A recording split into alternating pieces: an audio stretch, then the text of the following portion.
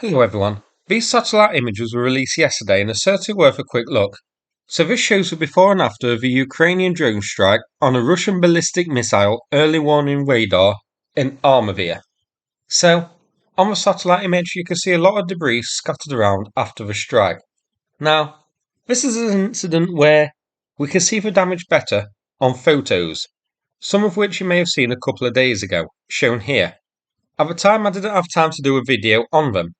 Well, this target has slipped under the radar, so to speak, so I thought it worth a look, as it's actually quite a more important target than I realised. First, this is here. The site contains two radars, one facing southwest and one facing southeast. They're part of Russia's early warning system against missile attack, specifically ballistic missiles. The radars have a claimed range of 4,200 kilometres. D. Mojivenis on Twitter shared this image from 3 different sources showing the coverage of the southwest-facing radar of this site. So you can see, this does cover parts of Ukraine and Crimea, so it should allow the detection of some Ukrainian ballistic missile launchers. This is shown a bit easier here in an image by Pavel Podvig. However, at these distances, it can't see below 20 kilometres, but as ATACMS has a flight ceiling of 50 kilometres, it's definitely possible that this radar would be able to detect and track ATACMS depending on where it was launched from, but it wouldn't be able to detect and track the launch of Storm Shadow, as they fly too low.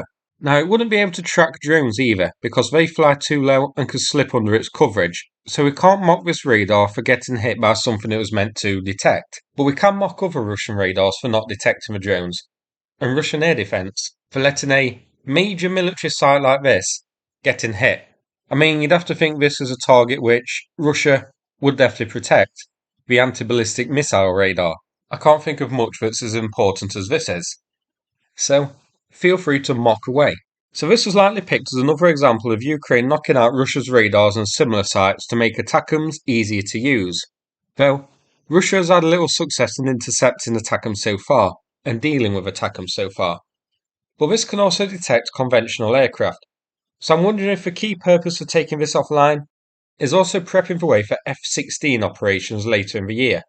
We have seen a concentrated effort by Ukraine of softening up Russia's air defence capabilities, not just the strikes on the S-400 and S-300 systems lately, but targeting static radars as well, serving the dual purpose of making ATACMS more effective and clearing the skies ready for F-16.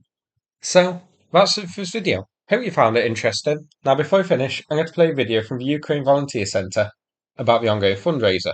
Thanks so much for watching, and take care everybody. Good afternoon, greetings from the Ukrainian Volunteer Center. Dear friends and patriots of our country, today we are announcing a new fundraising. Today we address you with an important mission. Our brave military men and women who defending our country and countries around the world from Russian aggression and war face many challenges and difficulties. They need our support. In order for our defenders to continue their mission effectively and as safely as possible, we need to raise funds to purchase needed items. The goal is to raise $9,900 from the $13,000 for a car Renault Duster for soldiers from the paramedics unit in Donetsk direction, $3,000 for 2 tons of USL fuel for the 3rd Separate Battalion of the Ukrainian Volunteer Army, and also $3,900 for helmets model Fast and tactical sneakers for aerial reconnaissance in Zaporizhia direction. The mail on the video is our PayPal address, as well as in the description of the channel there are links to crypto wallets. For the biggest donation we sent a piece of a Su-34 airplane that was shot down in the Chernihiv region. Remember, even the smallest donation can make a big difference.